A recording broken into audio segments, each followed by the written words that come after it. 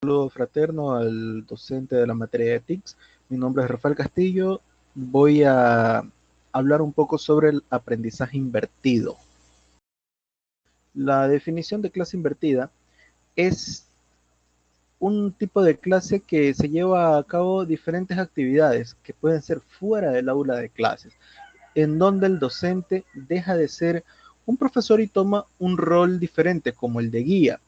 Pero este tipo de métodos ha sido confundido y se lo toma con que simplemente es ir a un sistema audiovisual, poner un documental, un video, etcétera, y eso es todo, cosa que no es lo correcto. La finalidad de la clase invertida es mejorar el proceso de enseñanza-aprendizaje, realizando fuera del aula actividades de aprendizaje sencillas como observar, memorizar, resumir, etcétera, y en el aula reforzarlas con actividades más complejas como el razonamiento, examinar, priorizar, argumentar y proponer, que requieren la interacción entre iguales a la ayuda del docente como facilitador o guía, como ya lo había dicho anteriormente.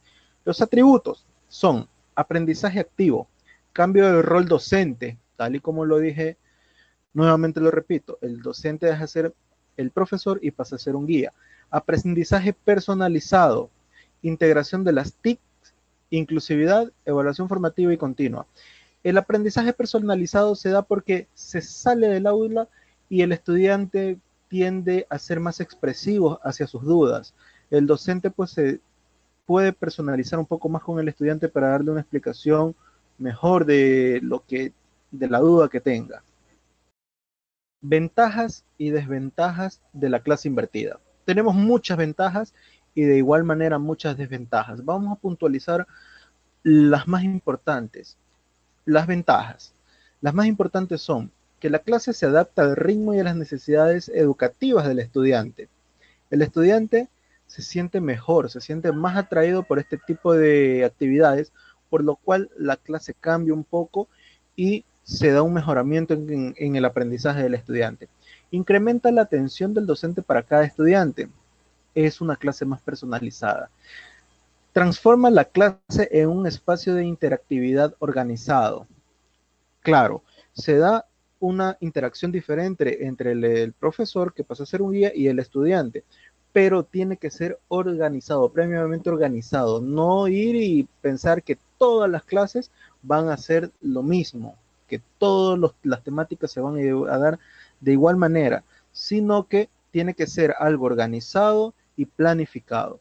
Las desventajas, que el docente debe dedicar tiempo y conocimientos para mejorar sus planes de clase, la metodología y los recursos que se emplean. Como lo acabé de decir, no es que si vamos a hablar de una temática, vamos a hacer una clase invertida. Si la siguiente clase vamos a ver otra temática, también vamos a hacer clase invertida. No se puede, porque esto demanda mucho tiempo. Los estudiantes adquieren un rol algo pasivo y la guía del docente sigue siendo esencial. Claro, el estudiante, muchos, simplemente se quedan como simples oyentes y no interactúan como lo hacen los demás. No está enfocado a los estudiantes que se conecten, colaboren, creen y compartan. Es decir, la relación de aprendizaje fuera del aula la realiza el estudiante con el docente y muy poco entre estudiantes. Sí, aquí viene que el estudiante que es más participativo es el que más va a participar con el profesor. Va a haber una conexión, pero los estudiantes no se van a conectar entre sí, porque la guía es el docente y ellos van a querer interactuar más con el docente. Entre esas son las ventajas y desventajas que voy a puntuar por cuestiones de tiempo. Los elementos claves para el aprendizaje invertido son muchos, voy a puntualizar 4. Los ambientes flexibles, cultura de aprendizaje, contenido intencional y docente profesional. Ambientes flexibles. Los estudiantes pueden elegir cuándo y dónde aprenden. Esto da mayor flexibilidad a sus expectativas en el ritmo de aprendizaje. Los profesores permiten y adaptan al caos que se puede generar durante la clase. Se establecen evaluaciones apropiadas que midan el entendimiento de una manera significativa para los estudiantes y profesores.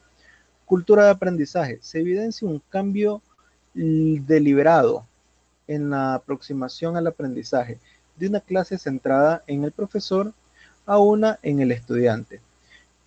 Contenido intencional. Para desarrollar un diseño instruccional apropiado, hay que hacerse una pregunta. ¿Qué contenido se puede enseñar en el aula? ¿Y qué materias se pondrán a disposición de los estudiantes para que los exploren por sí mismos?